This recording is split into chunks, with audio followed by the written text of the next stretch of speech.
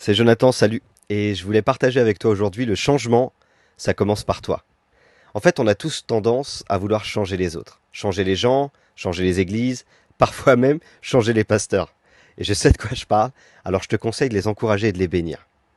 Je te présente un tableau qui est un peu négatif. Mais c'est vrai, dans beaucoup de vies. Ma femme, elle va pas. Mon mari, il va pas. Mes enfants, ils vont pas. Mon église, elle va pas.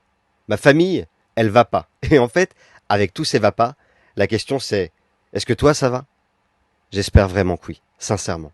Ézéchiel dit toujours quand t'offres une rose à quelqu'un, tu regardes pas les épines, tu regardes la rose. Peut-être que tu as besoin de regarder différemment. Un texte de la Bible rappelle dans Jean chapitre 21-22, Jésus répondit si je désire qu'il vive jusqu'à ce que je revienne, que t'importe? Toi, suis-moi. La réalité, c'est que on veut que tout change, mais le changement, ça commence par toi et moi. Et quelques temps en arrière, j'échangeais avec un frère et il me disait au téléphone, il n'y a plus d'amour dans mon église. J'ai vraiment senti que c'était vrai ce qu'il disait. Son désir, c'est que dans son église, il y ait de nouveau une vraie communion et beaucoup d'amour. Et je crois qu'il a raison. L'amour se refroidit, on sent qu'il y a de moins en moins de communion et l'amour se refroidit les uns entre les autres. C'est pas faux.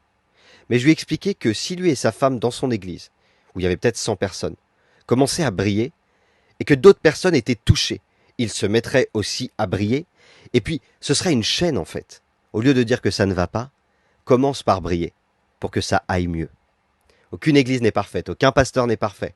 On croit souvent que l'herbe est plus verte ailleurs. En réalité, ce ne sont pas les choses autour de nous qui doivent changer, mais c'est à nous de changer pour que ça change autour de nous. Si tu veux que ça change autour de toi, sois déjà toi le changement. Car si tu brilles, la lumière ne tardera pas à pointer son nez. Alors je voudrais te donner quelques conseils ce matin. N'attends pas que les autres brillent pour briller. N'attends pas que les autres aiment pour aimer. N'attends pas que les autres restaurent pour restaurer. Si les autres jugent, toi accueille, prends soin. En fait, qu'importe les autres, toi, suis-le. La grâce a commencé avec un homme. C'est aussi avec toi, son enfant, que la grâce peut se multiplier. Et puis je voudrais te rappeler quelque chose pour terminer. La grâce, c'est pas un beau mot évangélique. Seulement.